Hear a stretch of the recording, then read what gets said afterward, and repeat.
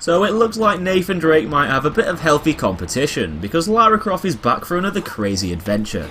She's young, smart and surprisingly deadly. Not the kind of girl you dump by text. Unlike the average 20-something-year-old who works a 9 to 5 shift through the week and likes to get wasted on vodka and Jaeger bombs at the weekend, Lara's a bit more adventure savvy and would rather explore the bowels of a dusty tomb on the other side of the world instead. After going through hell and back on a mysterious Japanese island, fighting a spooky Sun Queen ghost thing, and being stabbed in the neck about 50 times by tree branches, Lara hasn't quite settled back to ordinary life just yet, and she's decided to get back out there for round 2 on another Indiana Jones style adventure. But this time, instead of involuntarily getting herself shipwrecked and left to fend off Mother Nature, alongside a shit ton of evil cultists who don't really mind brutally murdering you, she's a little bit more up for it this time around and has taken on the challenge herself. That vulnerable, fragile Lara that we saw in the last game is putting on a brave face, and now she's overcome being a tomb raiding noob. Your quest starts about 1 year after the last one, with Lara struggling to explain what the hell happened back on that island. After reading through her deceased father's books and notes to find that he was pretty obsessed with the lost city of Kitesh, the reason being is because of more supernatural goodness, and the promise of immortality. With reckless abandon, Lara insists that she must finish her father's work to seek out Kitesh. But just like pretty much every action-adventure story ever made, she's not the only one hunting down the ancient city. A paramilitary organisation called Trinity are also on the chase for immortality, and Lara's not going to let them get in her way. Even if they are literally an army, kitted out with military-grade weaponry, armoured attack helicopters, and a gung-ho shoot-first, ask-questions-later mentality. Probably not the best guys to pick as an enemy, but hey-ho. Lara's going to have to pack those thermals and padded coat, as most of her quest takes place in the freezing cold climate of Siberia. And not only does she encounter the risk of catching a cold, but she's also got to watch out for the nasty wildlife from packs of angry wolves to gigantic pissed off bears. But Lara's battle with nature isn't all one-sided, as you'll have to hunt in Rise of the Tomb Raider to unlock things. She basically sticks a middle finger up with a PETA, and doesn't give two shits whether she's just murdered a whole family of happy bunnies, because animal cruelty is the last thing on her mind in the middle of the unforgiving wilderness surrounded by an army of henchmen. Hunting plays a big role in the game, and you're going to have to get all Bear Grylls and slay a few innocent mammals if you really want to get that snazzy new weapon upgrade. Using your environment, you can also conjure up some useful items from the world around, by collecting things such as wood, mushrooms and dead animals, allowing you to craft special weapons and things like poison arrows. Now, it wouldn't be a Tomb Raider game without combat, and a few epic close call running segments that leave your heart in your mouth. You'll start off with just the basic weapons, using your trusty bow and arrows, but over time you'll expand your arsenal acquiring other things like pistols and assault rifles. You'll also be able to craft makeshift bombs and molotovs that you can chuck at your enemies to take them out, giving you more variety in the way that you can kill your targets. There's also the two typical video game favourite playstyles that act as the bread and butter of most of the combat sections. The whole silent but deadly approach, crawling around in the bushes and using your bow to stealthily take out the henchmen, all without being seen. And then there's the ballsy approach, running into the battle head on with an itchy trigger finger, blasting away those who stand in your way with louder weapons. Though of course, like the majority of us, the main thing that you'll probably be doing is acting all sneaky and quiet at first, up until the point that you get spotted, only for the scene to turn into a firefight anyway.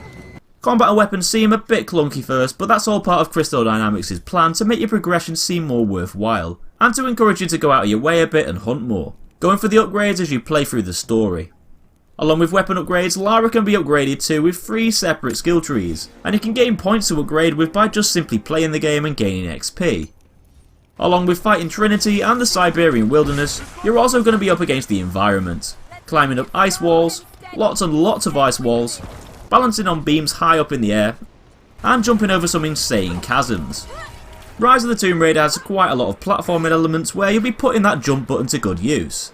And just like in the first one, you'll probably be turning that TV volume down just a tad, just so your whole family doesn't think that you're watching porn, because pretty much everything that you do in the game, like jumping for instance, causes Lara to moan like an exhausted tennis player.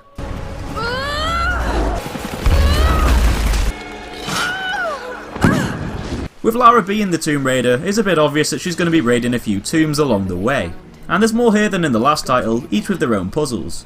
Most of them aren't too overly complicated and don't really require a mastermind to figure out, but at the same time, they're not too dumbed down and the way forward isn't always going to be that distinct. Completing the tombs are normally optional, but if you manage to find and do them, you'll be rewarded at the end, making them worth going for.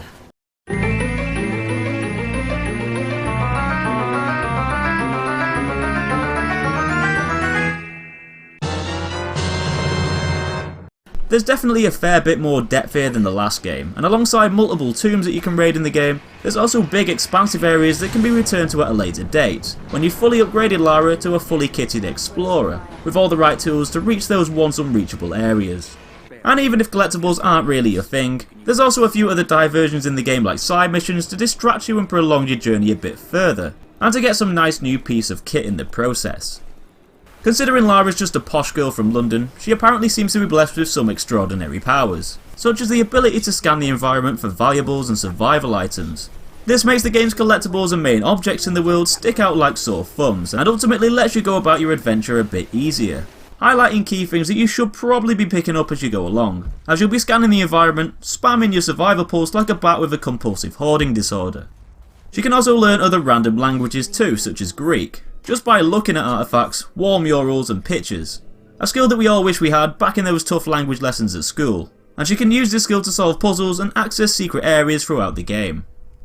So Rise of the Tomb Raider will have you saying things out loud like, where the hell can I find this tomb? This doesn't seem like such a great idea. And where the hell did all these scorpions just suddenly come from? But of course, what are my thoughts on the game? Well, I can safely say that Rise of the Tomb Raider feels like a really well made adventure game. It's got a lot of stuff that we loved from the last game, and grows upon that to put you in another hostile world filled with loads of things to collect and places to explore. For a game that's not really open world, it does a great job at giving players things to do, as the collectibles don't feel like a chore and the puzzles and side quests prolong your playing time even further. Though unfortunately it's probably going to be one of the more overlooked titles of the year, with all the other huge blockbuster titles hogging the limelight.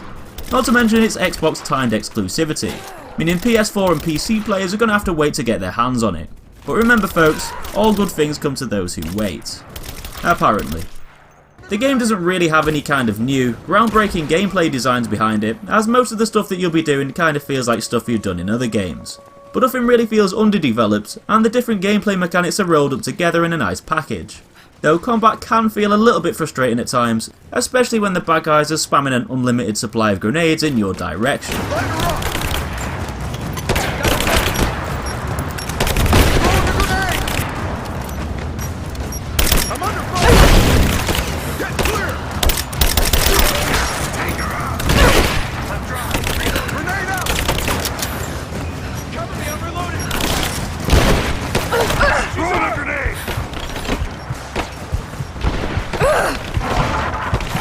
But overall it works, and it's not really much of a problem. But it's just something that's been done better in other games. Game looks pretty, and it's got some gorgeous sights and landscapes. There's a good balance between tense fighting and exploring, and it's got a fair amount of epic, holy shit I can't believe how close that was moments. Rise of the Tomb Raider is a great game for all the fans of the last game, waiting to get their next action adventure fix. And if you want a good all-rounder with platforming, third-person shooting and puzzle elements, then this is definitely one that you shouldn't be ignoring. So make sure you pack your coat, as you'll be fucked if you don't, because this is going to be a cold one. Prepare to take on that bitch called Mother Nature and shoot animals in the face as you go on another gritty action-packed adventure through the tough Siberian wilderness. Thanks for watching guys, I hope you enjoyed the review, smash that like button if you did, and make sure you subscribe to see loads of other reviews and plenty of other stuff too. Take it easy, and I'll be seeing you in the next one.